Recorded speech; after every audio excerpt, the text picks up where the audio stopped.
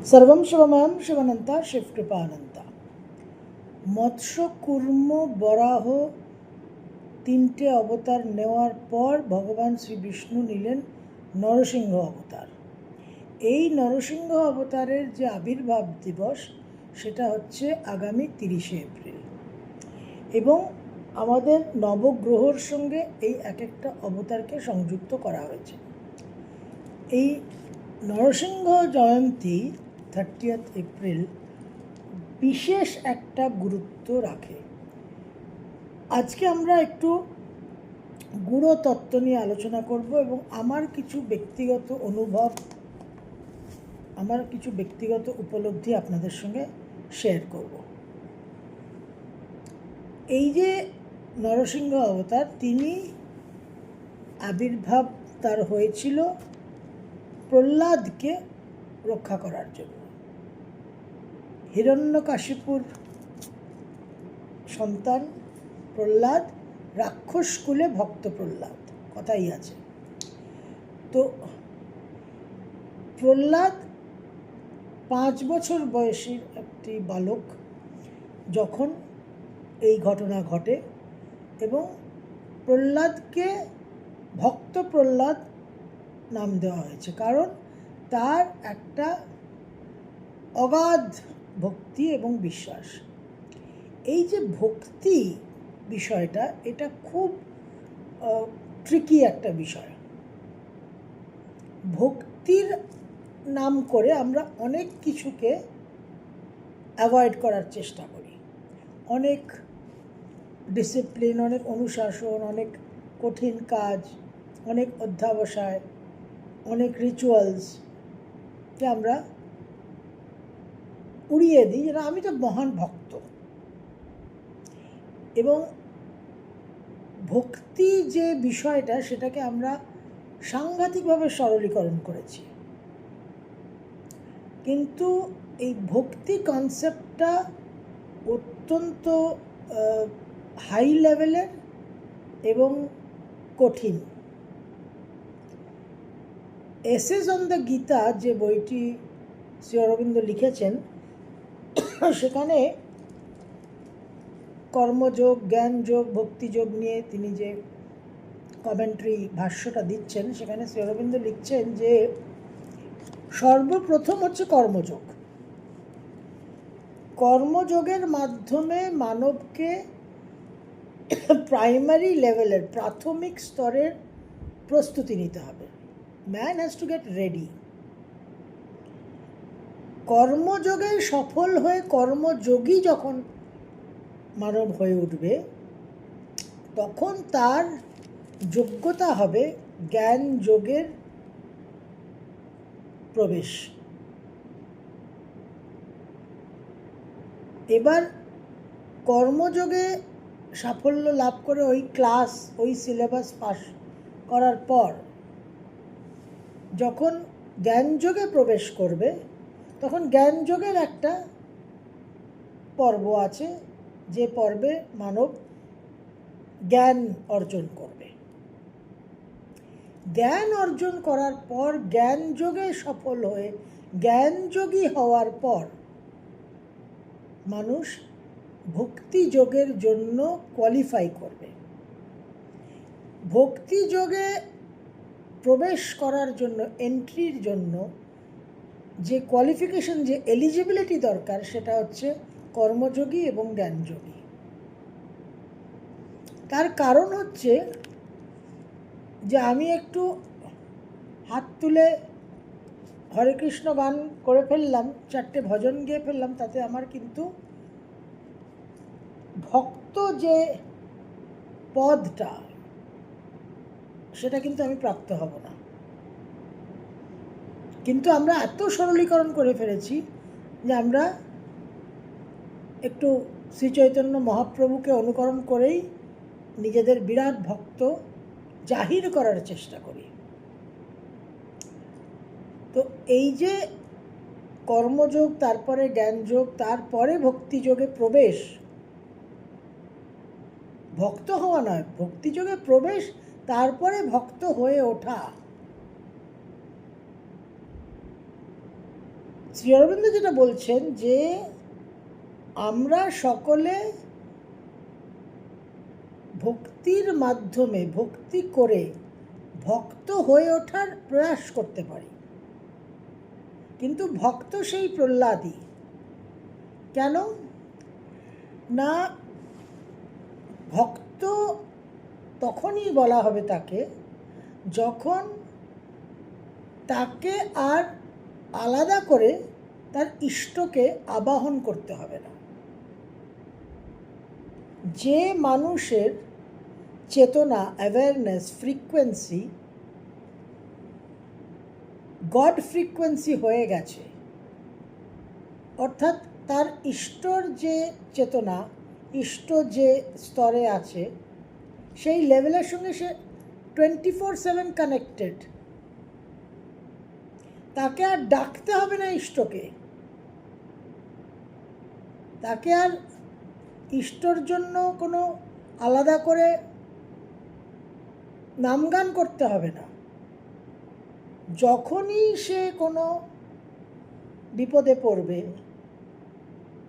সঙ্গে সঙ্গে সেই মোমেন্টেই ইষ্ট সেখানে প্রকট হবে। ভক্তের যে স্টেট অফ কনসিয়াসনেস, যে স্টেট অফ অ্যাওয়ারনেস, তার সঙ্গে তার ইষ্টর যে স্টেট অফ এক্সিস্টেন্স, তার মধ্যে কোনো ফারাক নেই। যে কারণে হিরণ্যকশিপু যখন বলল, তখন প্রশ্ন করলো যে তোমার নারায়ণ কি এই পিলারের মধ্যে আছে, এই স্তম্ভের মধ্যে আছে? তখন অকপটে, অনায়াসে, উইদাউট ব্লিঙ্কিং অ্যান আইলিড, বালক প্রহ্লাদ বলে দিল, হ্যাঁ আছে, এখানে আছে। তাকে ভাবতে, তার কোনো থিঙ্কিং প্রসেস নেই। এই যে মার্জারটা, এই যে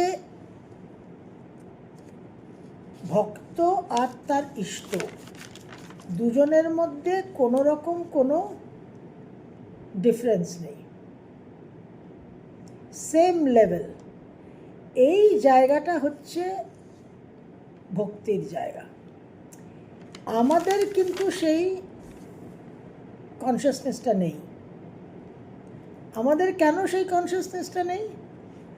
কারণ আমাদের মনের মধ্যে প্রশ্ন আছে, সংশয় আছে, ডাউট আছে, উৎকণ্ঠা আছে, উদ্বেগ আছে, অনেক অনেক বিষয় আছে। তো ভক্তের যে ফ্রিকোয়েন্সিটা, সেটা ইষ্টর এক্সিস্টেন্সিয়াল ফ্রিকোয়েন্সি, ইষ্ট যে লেভেলে আছে তার সঙ্গে কিন্তু মার্জার হতে হবে। সেই মেলবন্ধনটা না হলে কিন্তু এটা হওয়া সম্ভব নয়। আমরা সাধারণ মানুষ বলবো ইম্পসিবল, অসম্ভব, এ কি কথা? আমরা যখন কোনো বিপদে পড়ি, আমাদের যখন চরম কোনো সংকট হয়, তখন আমাদের মন কিভাবে কাজ করে? How does our mind work? সঙ্গে সঙ্গে mind sets out to think of problem solving. যে কারণে বলাই হয় যে আমাদের এই অস্তিত্ব হচ্ছে প্রবলেম সলভিং কনসিয়াসনেস। এবার এই যে সঙ্গে সঙ্গে মন শুরু হয়ে যায় চিন্তা করতে যে কি করে নিজেকে বাঁচাবো, defence mechanism, fight or flight, আমি এই পরিস্থিতি থেকে পালিয়ে যাব না আমি এই পরিস্থিতির মোকাবিলা করব ডাইরেক্টলি। মন এইভাবে ইমিডিয়েট থিঙ্কিং স্টার্ট করে। যখন মানব ভক্ত হয়ে উঠবে তখন তার মন আর কোনো কাজ করবে না, the mind will stop thinking. এই জন্য সাইলেন্স, নো মাইন্ড স্টেট, এই যে সাইলেন্সের কথাটা বলা হয়, সাইলেন্স মানে নীরবতা নয়, সাইলেন্স মানে নিশ্চল হওয়া, নো মুভমেন্ট, মাইন্ডের মুভমেন্ট হবে না কোনো। এখানে বলা হয় যে কর্কট, বৃশ্চিক আর মীন, এই যে তিনটে জলরাশি, এই যে মুখ্য ভাব, কর্কটকে বলা হচ্ছে নির্মল মন, নির্মল মন সো মোহে পাবে, নির্মল মলিনতা মুক্ত মন। তারপরে বৃশ্চিক হচ্ছে নিশ্চল মন, নো মুভমেন্ট, এই জন্য 8th হাউস, এই জন্য ওই ডিপ সিক্রেটস। আর তারপর মীন হচ্ছে বিশাল মন, বৃহস্পতি। তো এই যে নিশ্চলতা, এই যে নো মুভমেন্ট, এই যে ইমোবাইল, যখন আমাদের কোনো সমস্যা হয় তখন আমাদের মাইন্ড সঙ্গে সঙ্গে কাজে লেগে যায় প্রবলেম সলভিংয়ে, যে আমি এখান থেকে পালাবো না আমি এখানে ডাইরেক্ট ফাইট করব। এই মাইন্ডের যে রিয়াকশনটা, যে প্রতিক্রিয়াটা, এটা যখন স্টপ হবে, মাইন্ড যখন, মন আর যখন নিজের আত্মরক্ষার জন্য কোনো ব্যবস্থায় উঠে পড়বে না, উঠে পড়ে লাগবে না, তখন বুঝতে হবে যে ঈশ্বর সঙ্গে ডাইরেক্ট কানেকশন আছে।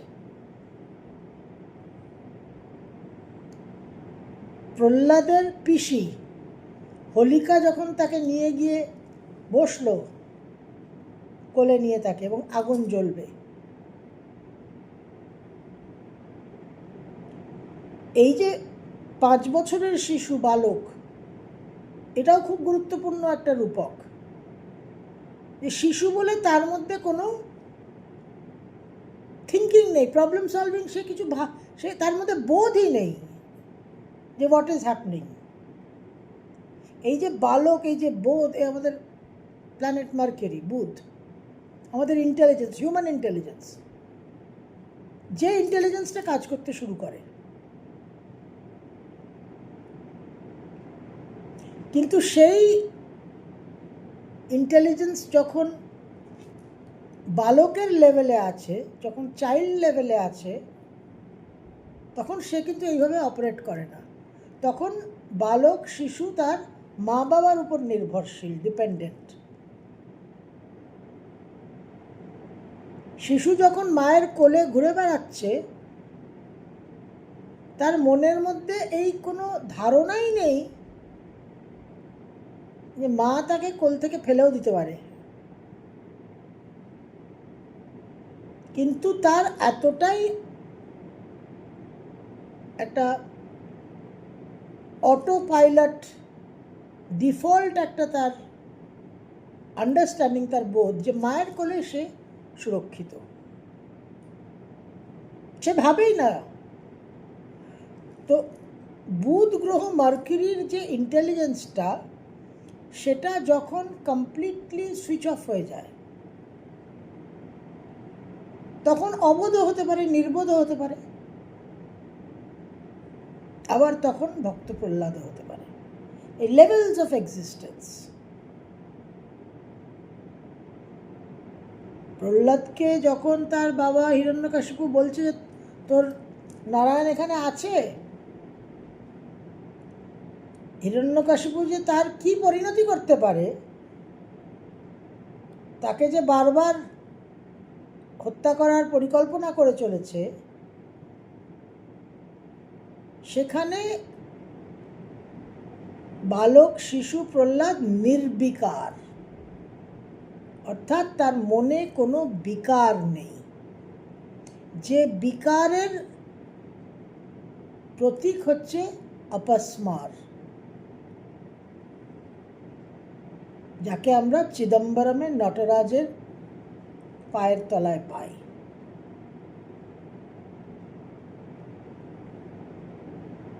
এই যে নির্বিকার, আমরা লোকজনকে একটু কটাক্ষ করে বলি এ নির্বিকার, এর কোনো হেলদোল নেই, কোনো কিছু গায়ে লাগে না, উদাসীন। সেটা অন দ্য ফ্লিপ সাইড। কিন্তু প্রহ্লাদের যে নির্বিকার চিত্ত, সে নির্বিকার কেন? কারণ তার ইষ্টর সঙ্গে সে ফুল কানেকশনে আছে, তাকে আর নিজের জন্য ভাবতে হবে না। শ্রীকৃষ্ণ বলেছিলেন গীতায়, সর্বধর্ম মারো গলি মমেকম শরণম ব্রজ। আর তোমাকে অন্য কোনো দিকে তাকাতে হবে না, ঘুরতে হবে না, দেখতে হবে না, তুমি একমাত্র আমার সঙ্গে কানেক্টেড থাকো। তো ওই যে কানেকশনটা, যে আমি নিশ্চিন্ত নির্বিকার, I need not worry at all. এখন যে মুহূর্তে আমরা থিঙ্কিং মাইন্ডে চলে এলাম, অ্যাডাল্টহুডে চলে এলাম, মন চিন্তা করছে, intelligence, human intelligence is working, তখন অটোমেটিক আমাদের doubts and questions and red flags raise হবে মনের মধ্যে, যেটা ভক্ত প্রহ্লাদের হয়নি। 200% শিওরিটি যে আমার ইষ্ট আছে, আমার ইষ্ট আমাকে রক্ষা করবে, এখানে there can be no question about it, এখানে কোনো সংশয়, কোনো ডাউটের কোনো জায়গাই নেই। There is no room for anything else. এই যে কনভিকশনটা, এই যে মনের বোধটা, এটা তখনই আসবে যখন আমার ইষ্টর সঙ্গে ফুল কানেকশন হবে। এবার দশানন রাবণ এলেন সাধু বেশে সীতাহরণ করতে। এসে কি দেখলেন? কুটিরের সামনে লক্ষণ রেখা টানা আছে। রাবণ কিন্তু ইজ এ স্মার্ট কুকি, সে কিছুতেই ওই লক্ষণ রেখা উল্লঙ্ঘন করল না। রাবণ জানে যে এই যে গণ্ডি টানা আছে, এর কি শক্তি, এর কি পাওয়ার, এর কি ক্ষমতা। এই লক্ষণ রেখা যদি আমি ক্রস করি, যদি আমি পার হই, তাহলে আমি ফিনিত। কিন্তু সীতার যে মন,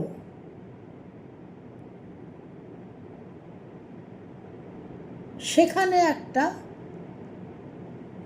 ক্যাজুয়াল, একটা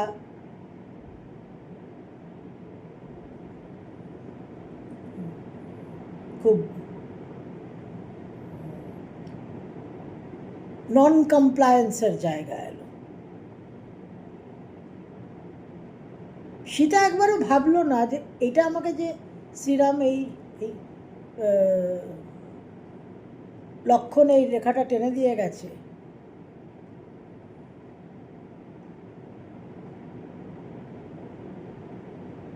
এটা আমার ক্রস করা উচিত না। কারণ আমাদের মন আমাদের সবচেয়ে বড় সমস্যার জায়গা। এই জন্য বলাই হয়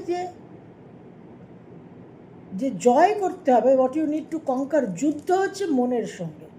mind is the final frontier to conquer. কারণ রাবণের মতো তপস্বী, তার কিন্তু একেবারে যাকে আমরা বলি টনটনে জ্ঞান। সে জানে যে এই যে রেখা টানা আছে, এটা ক্রস করলেই আমার বিপদ। সেখানে তার কোনো ডাউট নেই মনে। কিন্তু সীতার কিন্তু সেই কনভিকশনটা, সেই স্ট্রেংথটা থাকলো না, সে কিন্তু ক্রস করলো। এটাই ডিফারেন্স, যে মন আমাদের সঙ্গে খেলা খেলছে এবং মন আমাদের ফাঁকি দিচ্ছে। মন আমাদের বলে দেবে যে এটা সম্ভব, এটা সম্ভব নয়। কিন্তু মন যদি স্থির হয়, স্থির করে যে এটা সম্ভব, তাহলে মানুষ কিন্তু সেটা সম্ভব করেই দেখায়। আকাশে পাখি উড়ছে দেখে মানুষের মনে হলো যে আমিও উঠতে পারি। সেখান থেকেই এরোপ্লেনের কনসেপ্টটা এলো। এই যে ইমাজিনেশন, এই যে মনের যে কল্পনা শক্তি, এই মনই বলে দেবে যে না, তুমি পারবে না। আমরা যে আত্মবিশ্বাস বলি, আত্মপ্রত্যয় বলি, কনফিডেন্স বলি, মঙ্গল গ্রহ, মার্স, পাওয়ার, স্ট্রেংথ, তো এই মনের যে পজিশনটা, দ্যাট ইজ ভেরি ইম্পর্ট্যান্ট। মানব জাতির সভ্যতার একটা সময় বিমান আবিষ্কার হয়েছে, আজকে মানব জাতি এআই আবিষ্কার করেছে। ইন্টেলিজেন্সটাই আর্টিফিশিয়াল ইন্টেলিজেন্স, মেশিন লার্নিং, যন্ত্রকে দিয়ে লেখাপড়া করাচ্ছে। তো এই যে ক্যাপাসিটিটা, আমরা যে স্টেজ অফ এভলিউশনে আছি, শ্রী অরবিন্দ বারবার বলেছেন, আমিও বহুবার আপনাদের সঙ্গে আলোচনায় উল্লেখ করেছি, যে এটা এই হিউম্যান এভলিউশন, এই যে স্টেজটা, এটা হচ্ছে মাইন্ডের, মনের বিকাশের স্টেজ। মাইন্ড একেবারে লিমিটলেস জায়গায় গিয়ে পৌঁছবে এবং মন এতটাই, দ্য মেন্টাল ফ্যাকাল্টি এতটাই ডেভেলপ হবে যে মানুষ আর নিজের মনকেই কন্ট্রোল করতে পারবে না। এবং মন যা কিছু মানুষকে দেবে, মাইন্ডের যে কন্ট্রিবিউশন হবে, সেটা মানুষ আর হ্যান্ডেল করতে পারবে না। ক্রিয়েশন অফ দ্য মাইন্ড মানুষের কাছে একটা ইম্পসিবল হয়ে যাবে টু হ্যান্ডেল, এবং সেটাই হয়েছে আজকের দিনে, সেটা আমরা প্রত্যক্ষ করছি। এরপরে আমাদের নেক্সট স্টেজ আসবে হায়ার মাইন্ড, ইলুমাইন্ড মাইন্ড, এটসেট্রা। আপনারা শ্রী অরবিন্দের বই পড়লে জানবেন, যারা পড়েছেন তারা অলরেডি জানেন। তো এই যে মন, এই মন কিভাবে চালিত হচ্ছে? Functioning operations of the mind কিভাবে হয়? কর্ম আমাদের মনকে চালনা করে। কর্মের যে বীজ, কামনা বাসনা, এক এক সময় এক একটা কর্মের বীজ জাগ্রত হয়। আমরা জ্যোতিষের পরিভাষায় বলি দশা, মহাদশা, অন্তর্দশা, প্রত্যন্তর্দশা, সূক্ষ্মদশা, প্রাণদশা ইত্যাদি ইত্যাদি। কর্মা ইজ আওয়ার মাইন্ড। এক একটা কর্ম, এক একটা প্রারব্ধ প্রকট হয়, মন অ্যাকর্ডিংলি কনফিগার্ড হয় এবং আমাদের ডাইরেক্ট করে। এই জায়গায়, at this point, the Guru makes his entry. গুরু লাভ হলে যেটা হয়, গুরু আমাদের মাস্টার, আমাদের প্রিসেপ্টার, আমাদের ডাইরেক্টর হয়ে ওঠেন। আগামী ভিডিওতে আমরা এই আলোচনা আরও এগিয়ে নিয়ে যাব। সর্বম শরণায়ম শরণন্তা শিবকৃপানন্দ।